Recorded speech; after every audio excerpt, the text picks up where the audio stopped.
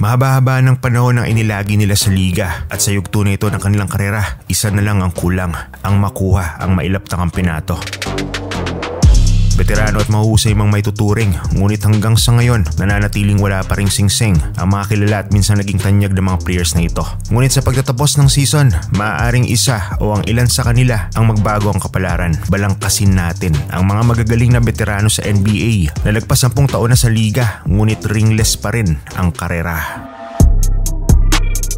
Unahin natin ang Chicago Bulls na kasalukuyang nakaposisyon para sa play-in tournament. May 3 veterano rito na pawang mga dating mga all-stars din ng liga. Pang-12 taon na ito ni Andre Drummond sa NBA, ngunit 4 na beses pa lamang siya nakatungtong ng playoffs. Rebounding champ ng 4 na pagkakataon at hinirang din na 2-time all-star. Ganito rin karami ang all-star recognition ni Nikola Vucevic na nasa 13 taon naman niya ngayon sa liga. Halos pareha sila ni Drummond, 4 na beses pa lang din nakaabot sa postseason at gaya ni Andre, ni kailanman hindi nakatawid sa first round. Iba naman ang storya ng 15-year veteran na si DeMar DeRozan. Makulay ang career ni DeRozan at isa sa mga matitinik na scorers up until now. Pero kung may common denominator siya sa mga nabanggit kong teammates niya kanina, yun ay madalas nalalaglag din kaagad ang koponan ni DeMar sa mga unang bahagi ng postseason. Saksi tayo kung paano hindi nakalagpas ang Toronto Raptors nung time na si LeBron ay nasa Cleveland pa. Sa maraming pagkakataon, nakaharap ni DeMar si Bron at laging nalalaglag ang team niya laban dito. Hindi pa siya nakatuntong na NBA Finals simulat sa pool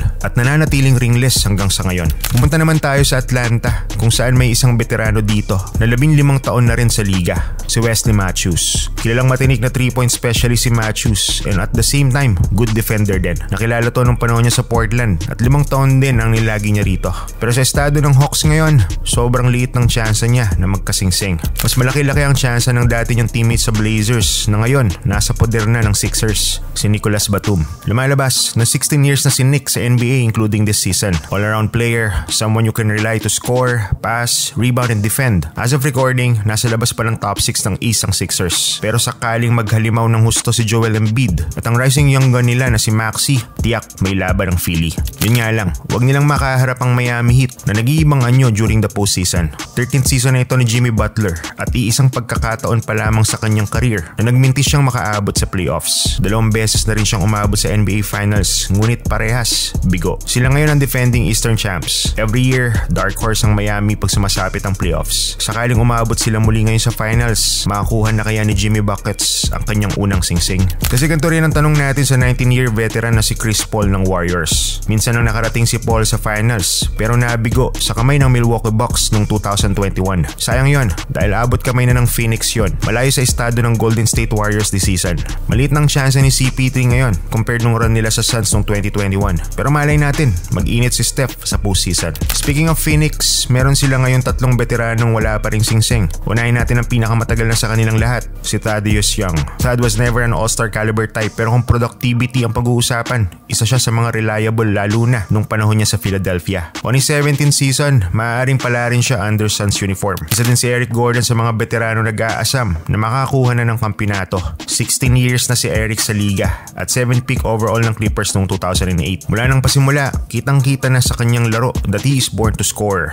Nag-transition na siya as a role player ngayon. More of a spot-up 3 shooter na pwedeng asahan ni KD at Booker. Pero kung may isa mang talagang dapat kumana ng gusto for the Phoenix Suns, walang iba kundi ang off-season acquired at 3-time all-star nila na si Bradley Beal. Pang-12 season na niya ito, 3rd overall pick noong 2012 ng Washington Wizards. Although his numbers were a bit down kumpara sa mga kaya niyang ibuga nung panahon niya sa Washington, di naman may tatanggi that he's still a good option sa opensa to back up Book and KD. Dumako naman tayo sa New Orleans Pelicans. Narito ang 12-year center veteran from Lithuania na si Jonas Valanciunas at 11-year veteran na si CJ McCollum. Bakod sila ngayon ng mga young guns na gutom din na may patunayan sa liga. CJ is still at his best, contributing and scoring and facilitating offense for the team. Samantalang bumaba naman na ang role at minutes ni Valanciunas, but still productive as a solid center for the team. Pumunta na tayo sa upper bracket kung saan garantisado ng pasok sa playoffs ang kanilang mga koponan. At di lamang pasok, kundi malaki din ang tsansa ng kanilang koponan na magkampiyon this season. Umpisahan natin sa 14-year veteran na si Gordon Hayward. Hayward started this season playing for the Hornets, but after the mid-season trade, napadpad siya sa Thunder organization. So far, he's playing for for only 16 minutes and averaging 4 points a game. Malayo na sa dating Hayward na nasaksihan natin sa Utah Jazz. At sakaling magkampiyon ng OKC, swerte na lang niya at nasabit siya sa young team na to. Speaking of young and talented team, hanep ang pinakita ng Timberwolves this season. After 2 decades, muling umabot ng 50 plus wins ang Minnesota. Sa firepower ni Anthony Edwards at Karl Anthony Towns, maaaring mabigyan nila ng unang kampiyonato ang franchise ng Timberwolves. Kasabay nito, ang maaaring unang singsing din ng 11-year veteran na si Rudy Gobert at 17-year veteran na si Mike Conley. Rudy is producing 13 points and 13 rebounds per game. Mukhang nagbunga na ang twin tower combination nila ni Kat. While on the other hand, Conley is putting up decent numbers at 11 points and 6 assists. Mahaba-habang lakbayan na ito for Mike Conley. 4th overall pick siya ng Grizzlies noong 2007 and still one of the most underrated point guard of his generation. His effectiveness to the game doesn't reflect on the stat sheet, pero yung leadership niya on and off the court is very crucial sa playoff stretch ng Timberwolves. Sanay na to. Marami na tong experiences sa playoffs during his Memphis and Utah days. About time para magkasingsing na. Ganito rin ang estado ng 17-year veteran na si Al Horford ng Boston Celtics. Kung si Mike Conley ang 4th pick noong 2007, si Horford naman ang 3rd pick ng draft class nila. Very significant pa rin ang role ni Al sa Celtics. He's playing close to 27 minutes per game, providing points, rebounds, and assists. Minsan na siya nakaabot ng NBA Finals, pero nabigo sila noon laban sa Golden State Warriors. Hawak ng Boston ngayon ang league's best season standing record. Number 1 sila sa East and most likely have the highest chance na makarating sa finals at magkampiyon. Gusto nilang bawiin at burahin sa alaala ang mga nangyari sa kanila on last year's playoffs versus Miami. Pero kung merong mga hadlang sa kanila, malamang ang Milwaukee Bucks. Dalawang veteran sa roster nila ang kasalukuyang ringless pa rin. Ang 14-year veteran na si Danilo Gallinari at si Damian Lillard na 12 years naman na sa liga.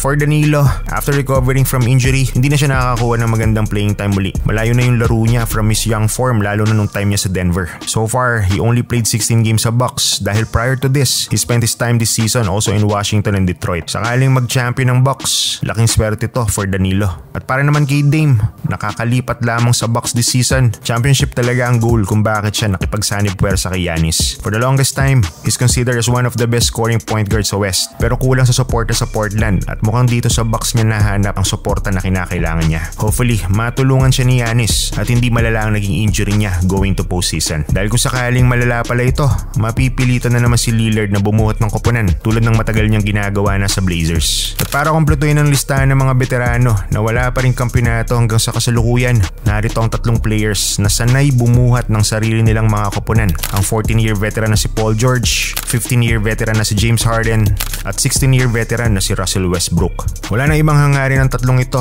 kundi ang magkampiyon. Nagawa na nilang maging all-star, bumuhat ng koponan, 2 pa nga sa kanila ay mga former league MVPs. Pero ang singsing ang talagang pinakaasam-asam nila. Sa ngayon, diretso playoffs na ang Clippers at sa first round, kampo ni Luka Doncic at Kyrie Irving ang makakaharap nila. Di lamang kasi sila magkakasingsing kung magkampiyon sila, guguhit din sila ng kasaysayan dahil ito ang magiging kauna-unang kampiyonato ng franchise kung sakali. Ang mga veteranong ito ay marami nang napatunayan sa NBA. Yung ilan rito nasa huling yugto na ng kanilang karera. Sa lahat ng nabanggit ko, sino kayang veterano ang malaki ang tsansa na magkampiyon sa huli? Sino kaya ang babansagang hindi na ringless pagtapos ng season? Comment down below. Ito ang Dribble Access, ang access mo sa mundo na NBA basketball.